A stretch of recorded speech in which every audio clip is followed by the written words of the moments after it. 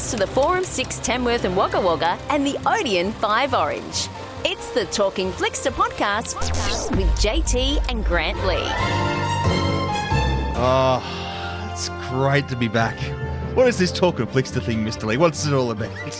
What is this? It feels like it's been forever that we've actually had a Talkin Flickster podcast. I can't even say it. And see, let's be honest. It was you that decided you didn't want to see me on Wednesdays, wasn't it? You're like, I need a break from JT on Wednesdays. I can't do two a week. Once a week is too much sometimes, and twice a week is definitely too much. Once a week was just like, so at least you still got once a week, the last 4 weeks. So I did miss you, Mr. Lee. I know you didn't miss me, but I did miss you. So how are you, though? Isn't it great to be back and able to have a Talkin Flickster on the line to talk about one of these great movies out right now, middle of school holidays? Nearly the end. Yeah, nearly the end, which is really sad. I love school holidays. It's so busy and people are coming in and kids are so excited. I must say, yesterday we had a child come in and they were so excited. They were just looking at all the different things that were happening in the cinema, and we had trailers playing, and I think it was their first time. And he was just over the moon, and his poor grandmother was trying to keep him quiet. I was like, let him go. It's all good. Once he gets inside, you got to be quiet. But out here, it's all good. And you loved having the kids there, Mr. Lee, didn't you? Yeah, it is. It's fun. Sorry, the lie detector's back again. Now I know why you wanted to have Wednesdays off. An extra day to go and hide somewhere, go play golf. Yeah, I know exactly what you're up to. No. I go look at real estate, or I'm on a course. Of course. I don't go play golf. We don't say golf. It's code word. You got to say I'm on a course. Now you tell me, or right? I'm looking at real estate. Yeah. Yes. That's what you're doing. Yeah, not playing golf. We can't say that. Mum's the word, Mr. Lee. Mum's the word. Yes, but the movie today is Superman, DC, James Gunn. What a combination. And what do we think, Mr. Lee? Are we thinking this is going to be huge? Look, I'm hoping it is for James Gunn, because a lot's riding on this movie. And, actually, before we go on, can I say Tamworth actually has an affiliation with Superman? Did you remember Superman Returns back in 2006?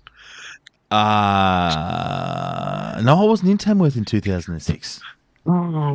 Because out in Breezer, which is about an hour and a bit away, they actually did the cornfield, and it was the farm of Kansas City at Smallville. And they actually grew all the corn and everything. And I think it was in the movie for about 5 seconds. And they spent 6 months doing it all.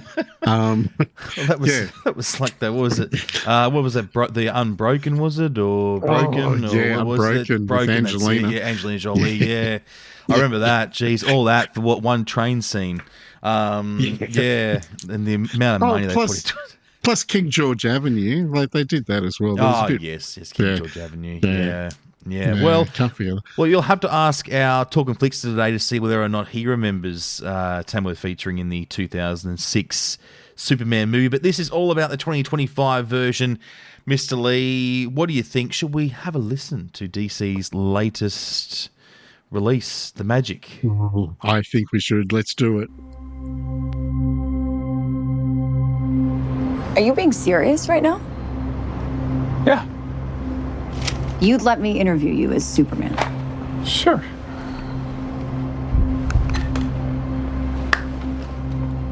Ready? Let's do it, Cronkite. Superman. Miss Lane. Recently, you've come under a lot of fire for what some might. It's a lot. Today, the Secretary of Defense said he was going to look into your actions. That's funny? My actions? I stopped a war. Maybe. Not maybe. I did. In effect, you illegally entered a country. This is how you're gonna be? I'm not the one being interviewed, Superman. Did you consult with the president? No. You seemingly acting as a representative of the United States. I wasn't representing anybody except for me. Around the world. And doing good. I would question myself in the same situation and consider the consequences. People were going to die.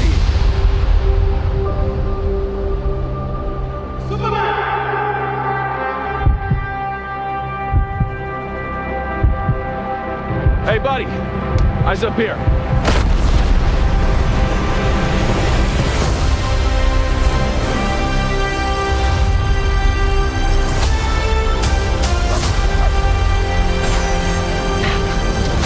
Your choices.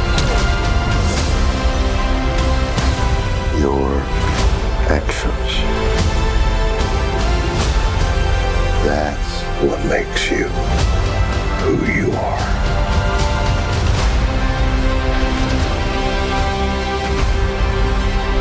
Superman. He's not a man. He's an it. He's somehow become the focal point of the entire world's conversation. I will not accept that. I cleaned your boots. I'll go get them for you.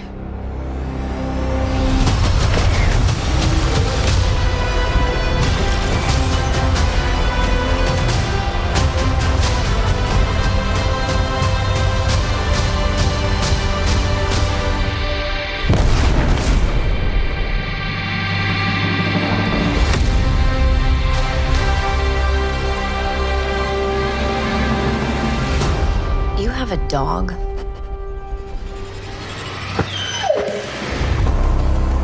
Yes, it's Superman and the man to tell us all about it. George, hello, welcome to Talkin Flicks once again, my friend. Hello, thanks for having me back. Oh, we love having George on, don't we, Mr. Lee? We do. We like his accent. Love it. Love it. That's all I am to you, Pete. Mate, you do have one of the coolest accents. Every time that we hang up the phone to you, George, Mr. Lee and I go, "Geez, he's so cool, isn't he? Like, he's just, yeah. No, stop it. Yeah, mate, there's plenty more flattery coming up on this podcast. Now, Superman, mate, are you a big DC fan? What's the situation with you? So I wouldn't call myself a DC fan, and I wouldn't even go as far as to say that I'm a superhero fan. I'm probably start off by saying this. I'm probably in the camp that superhero movies have been going on for far too long, and we need something new in the cinemas. I think that's great. Well, you know what? Call it for what it is. But that being said, I really loved this movie, and I was worried going in that it would be me again coming out going, oh, that's another superhero movie. But it just felt good. It was a good time.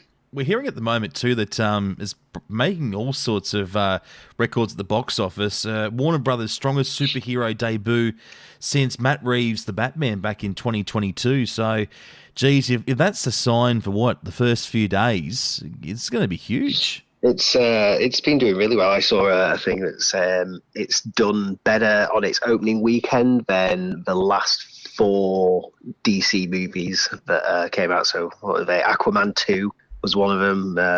The Blue Beetle thing. Do you remember that one? No, I don't think anybody. Yeah, that was a flop. Yeah. and there was a Shazam, but this has done better than all of those already. Well, James Gunn, he is actually saying he expects this movie to take $700 million US. Easy. Wow. Worldwide, that is, yeah. So that's a big call. And it's a big call for him too, because everything's riding on this movie for him because, they brought him from Marvel across to DC to, give DC a boost, and it looks like they've done the right thing. I mean, he's now in charge of everything from this point forward, I think. Yeah, he is. Co-CEO. Which is quite the job. Well, it makes you wonder how DC is going to go now, too, because they've got another couple of releases next year. Craig Gillespie's Supergirl and James Watkins' Clayface. So, yeah, I mean, if this is anything to go by, DC would be very happy with this result. Yeah, I'm sure they will. And the trick now is to not fall into old habits. Mm-hmm. Yes. So, George, we've heard what you thought. So your reaction coming out of the theatre, seeing this movie, was totally not what you thought. So that's a great thing. So obviously there was a lot in the movie that kept you interested. and made you look and go, you know what, this is the movie that I wasn't expecting? Yes and no. I think I was like, you expect a Superman movie, and I think I was kind of sold on it from the moment I heard the original Superman theme in the trailer. That's kind of what, and listening to it just then, I gets me excited. So, and it was kind of good for it to kind of go back to that and just the feel goodness of a man who can fly and can do good. Yeah. Which is what you want. And as you said, that music, that is Superman. And I must say, as soon as I heard it during the trailer there, I just went, yeah. And you know where it's from straight away. Even if you've never, seen a Superman, everyone knows that's a Superman theme. So, yeah, I'm with you on that. I'm pleased that they've gone back to the roots. I've been solidly humming it for the last couple of days. Give us a little bit. Give us a little bit, George. How does it go? That's good. Well done. Well done. That's awesome. Well done, mate. Well done. That's very good. Now, Mr. Lee, your turn. Yeah, no, because you'll record it and use it against me. You bet sure I will. Yeah. Can I try, I suppose? Hey, something that I do want to ask, George, you've seen Henry Cavill as Superman in the past movies? Yeah, so actually I did. I went and watched all of the Superman movies before going to see this in like the week or two beforehand. So they're all kind of, I watched more recently. So I have seen the Henry Cavill ones. I mean, Man of Steel, I remember seeing that when it came out, and it was the same kind of deal with this. Is the trailer is one of the best trailers I think any film has ever had. But I was let down by that movie when I went to see it, and it just felt it was in the midst of everything getting a gritty reboot, and it didn't feel right, it being gritty. And watching it again recently, it's especially after watching the Christopher Reeves one. Gritty's not what these films need. Sorry, there was a question. That's all right. What did you think of the new David Cornswet playing instead of Henry Cavill? He is great. He is absolutely incredible in the role. He's the perfect Boy Scout. He's got the charm for Superman. There was a couple of times actually during his performance I clocked maybe like a little bit of Brendan Fraser as George of the Jungle in there, and that kind of like schoolboy, like giddy charm, which really works for the role. There was a lot of talk beforehand saying, how can they get rid of Henry and bring this new guy in when Henry was so good? Henry was really good. He has more of a brooding anger. There was whereas this Superman, it's very, I'm a good guy just trying to do good, and I think that's what resonated with me more. And the playfulness, there's a bit in the trailer we heard when he goes, "Hey fella, like eyes up here," and then zoomed off, and like that playfulness that comes across, like he's having fun. And Rachel Brosnan playing Lois Lane.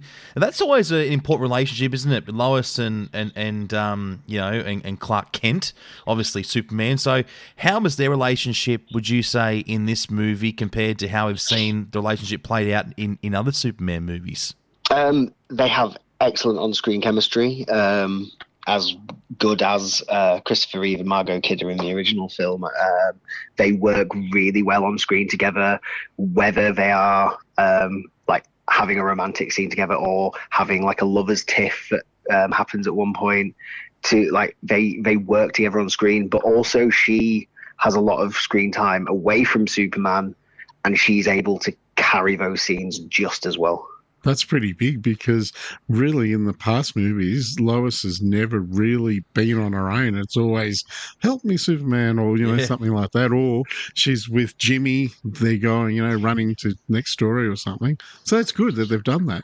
She definitely gets a big, like, meaty role in this. George, can you talk us through? We hear the very first scene in Superman where Lois is sitting there doing the interview, and it's quite funny, that part too. But we see scenes of Superman getting stuff thrown at him and whatnot. Can you give us a bit of a detail into that scene? Like, when you're looking at what like people turning against Superman, how does that come about? Like, what's the situation there? Why is everyone against Superman? So he's almost he gets involved in like a political like war. Basically, he stops a war, but they're crossing borders, and did he go through the right avenues to kind of get involved? And so people are looking to him as like, who watches the Watchmen kind of thing, like who's policing Superman, and so some people don't trust him. And then you've got Lex Luthor, played by Nicholas Hoult, who's kind of fueling this to kind of generate this distrust against Superman. So I think it's very much there's a divide of some people who still believe in Superman, some people who are against him, which then creates an interesting kind of like inner conflict with Superman himself about what is his role and who is he. So you'd think that James Gunn's done the right thing then in casting him, and because James actually wrote this as well, so which he started back in 2022, I think it was, writing it all.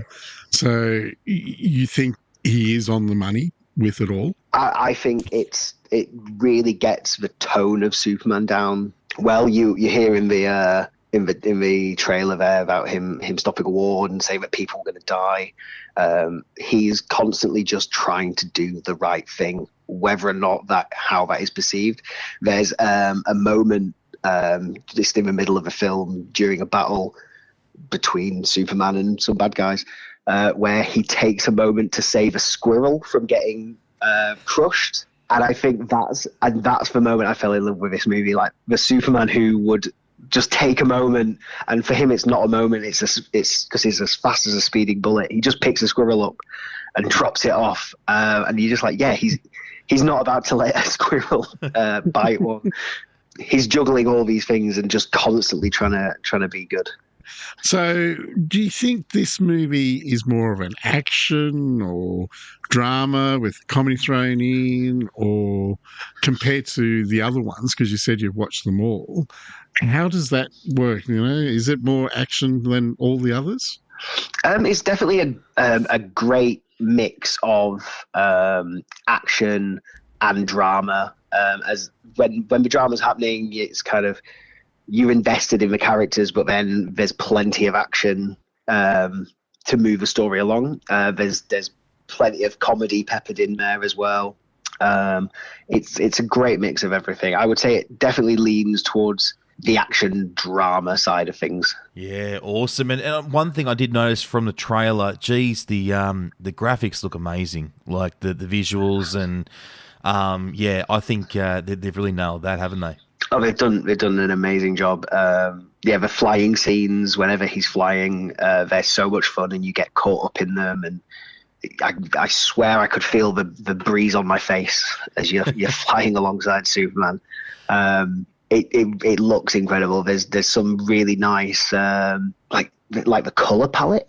Like some really nice kind of use of color.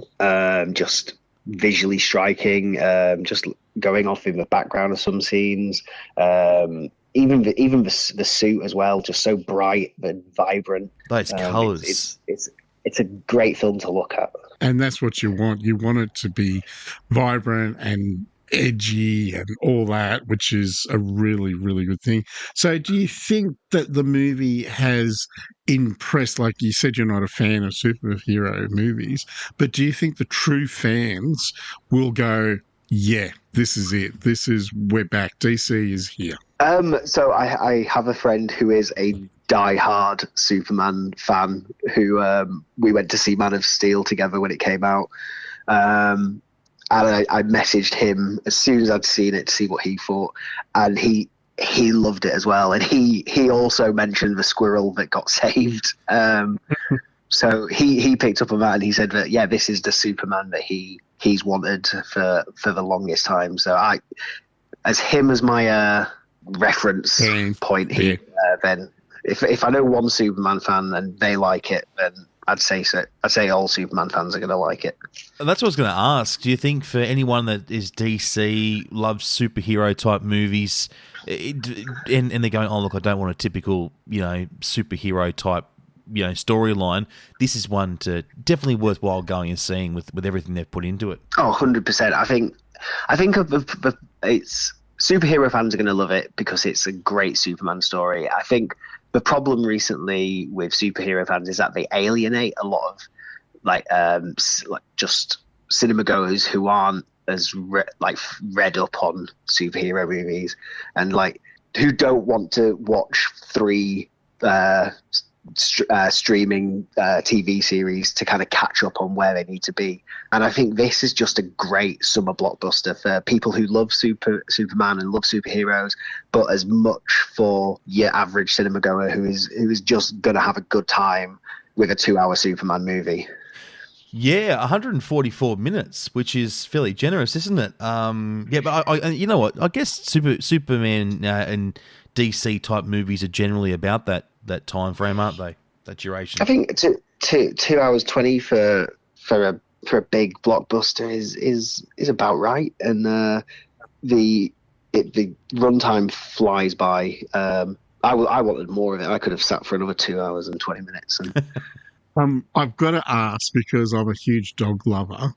What's Kryptonite like? Crypto. Sorry.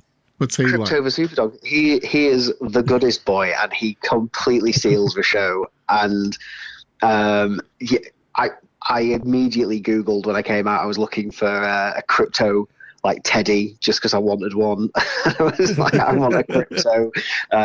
He's a menace, but he is just he's so good. He put a smile on my face. I'd be shocked if he didn't do for everybody in the screening. Woof. Oh. Woof. We love crypto. I'm so pleased because it's so good to have a good dog in a movie, yeah. You'd think we planned that for him to be able to do that, but no, we didn't. Oh dear. You do it to yourself, Mr. Lee. I do. Other than Crypto, is there anyone else that really stood out that you thought, wow, that they've really lifted their game as well? So as mentioned before, David Corswet is great as Superman, and Rachel Brosnan is great as Lois Lane. But honestly, I'm calling it now. Nicholas Hoult will win an Oscar for his portrayal of Lex Luthor. He is.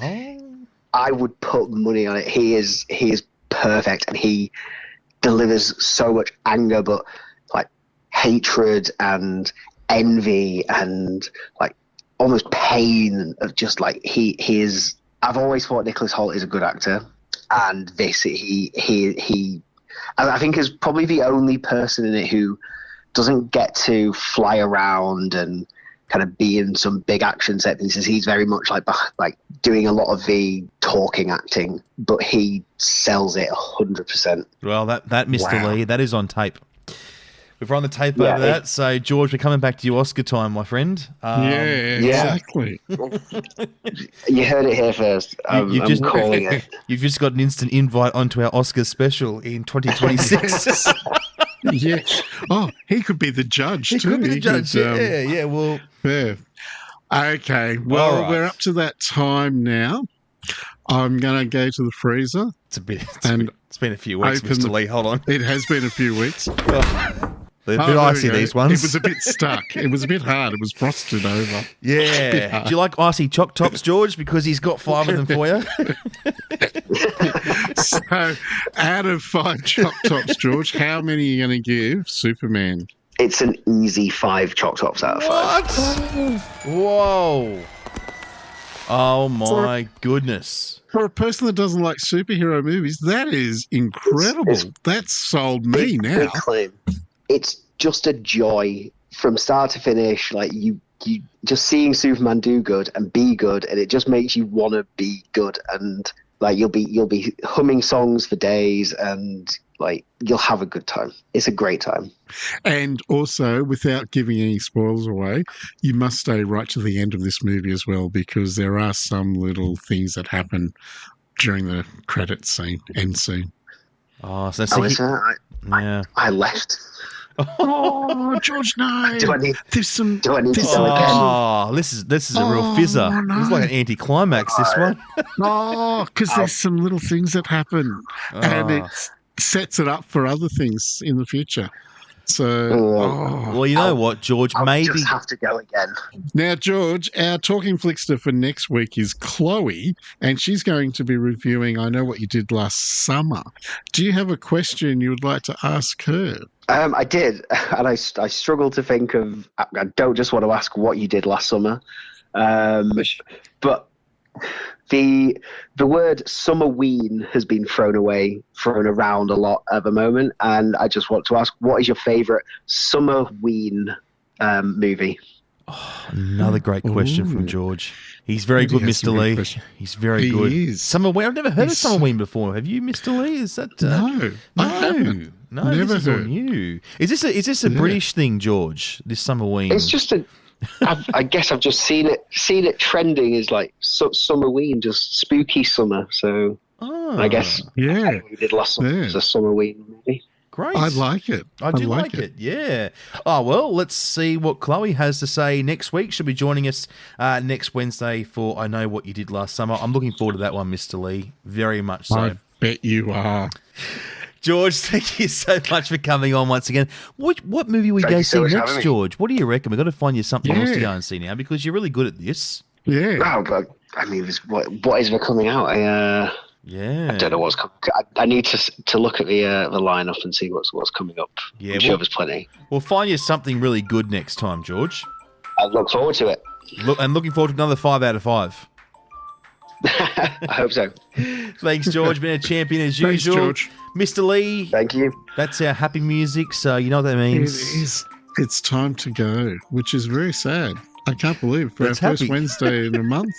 No, Yeah, what do you it mean is. you're sad? You can't wait to go. Because, no, I don't. I actually Your car's already warmed up. That's because George was so interesting to listen to, and I'm so pleased he enjoyed the movie. So that's I know. really good. You enjoy George's company. That's where it stops. Yeah.